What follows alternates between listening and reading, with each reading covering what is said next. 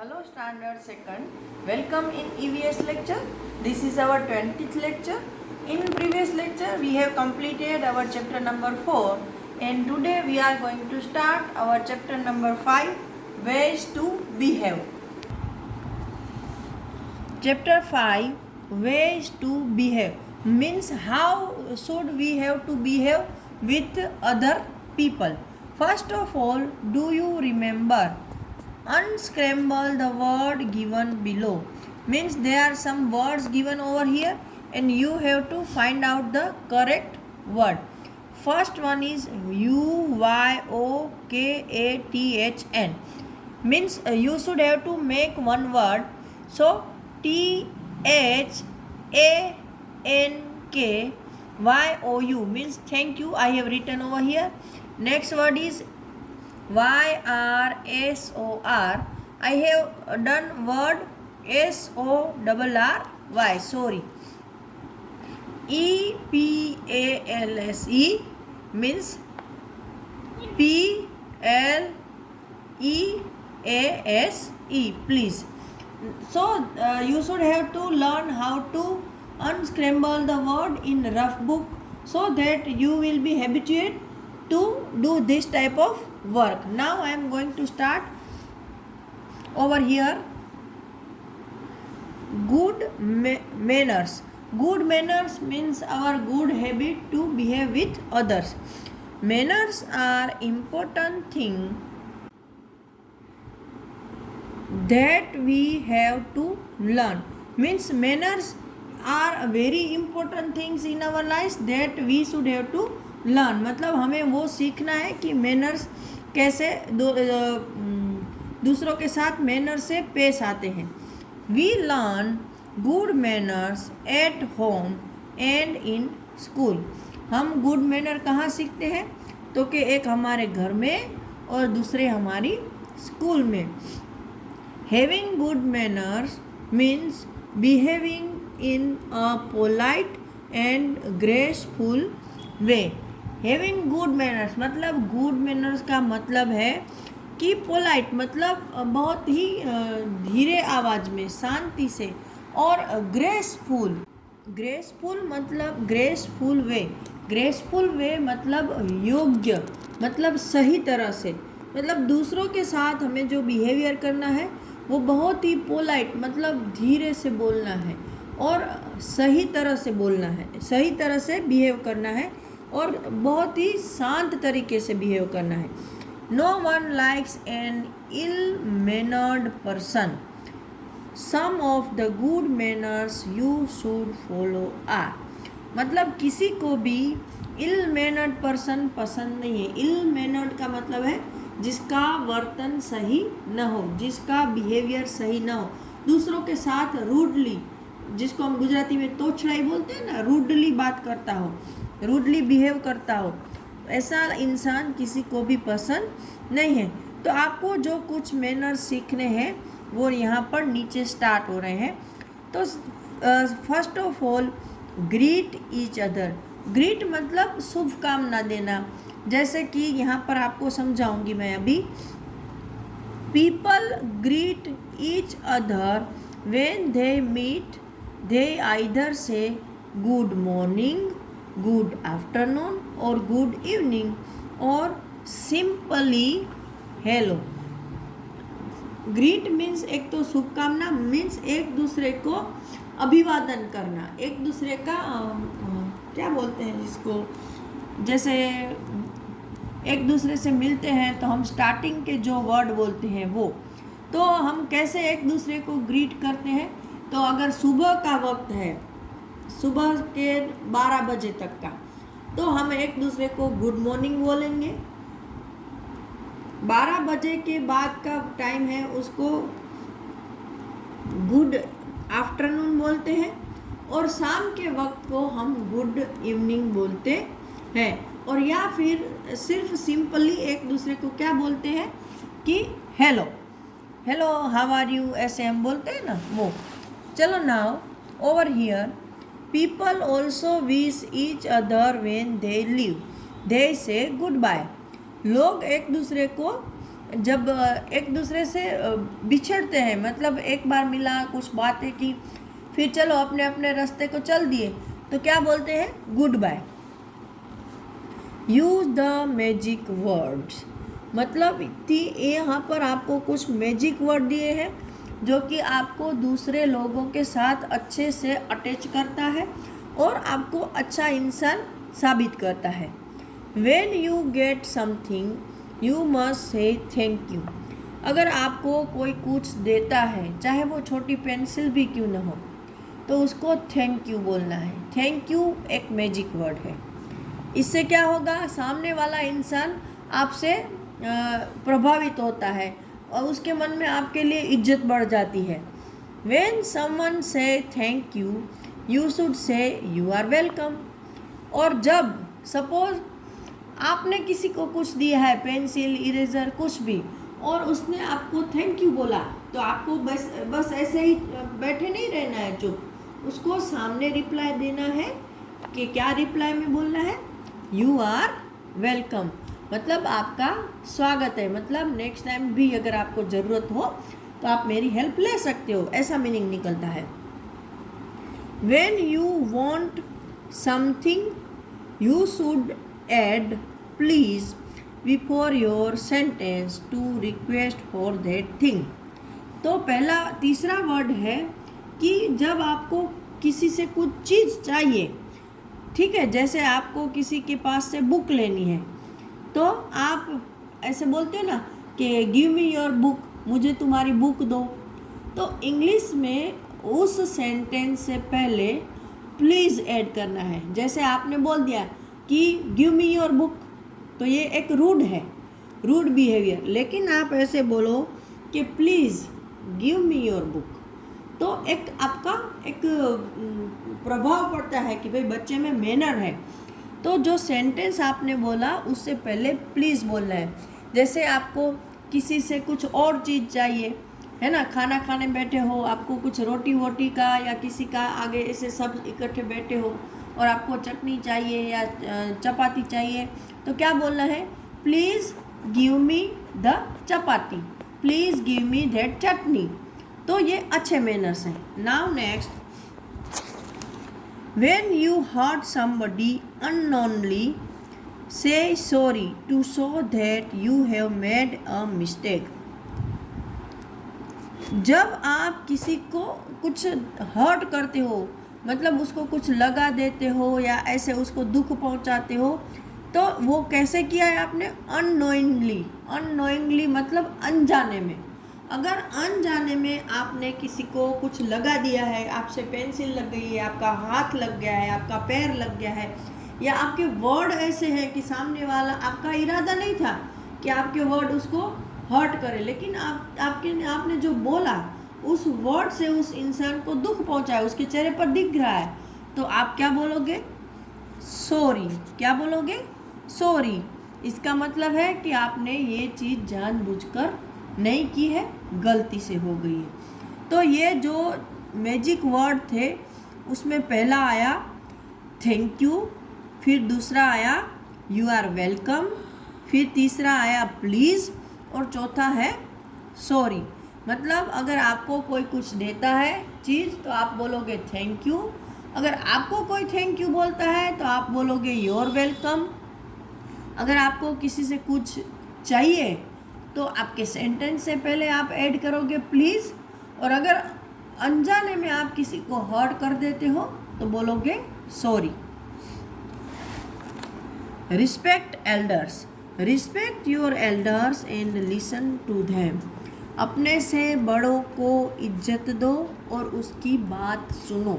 बात सुनो का मतलब क्या? कान से सिर्फ नहीं सुनना है, उसकी बात सुनो, मतलब वो जो बोल रहे हैं वैसा करो, ठीक है। Now B punctual. पंक्चुअल का मतलब है टाइम के पाबंद। सपोज जैसे आपको सुबह 7:30 बजे स्कूल पहुंचना है, तो 7:30 से पहले आप स्कूल में हाजिर होना चाहिए, फिर 7:35 नहीं होना चाहिए। अगर आपने किसी फ्रेंड को बोला है मैं 5 बजे आपके घर मिलने आऊँगा, तो 5 बजे 5 कम हो तब पहुँच जाओ, या मैक्सिमम 5 o'clock तक। 5 के ऊपर 5 मिनट नहीं होनी चाहिए, इसको बोलते हैं पंक्चुअलिटी। और एक्चुअली 5 मतलब 5 बजे ही पहुंचो, दैट्स द पंक्चुअलिटी।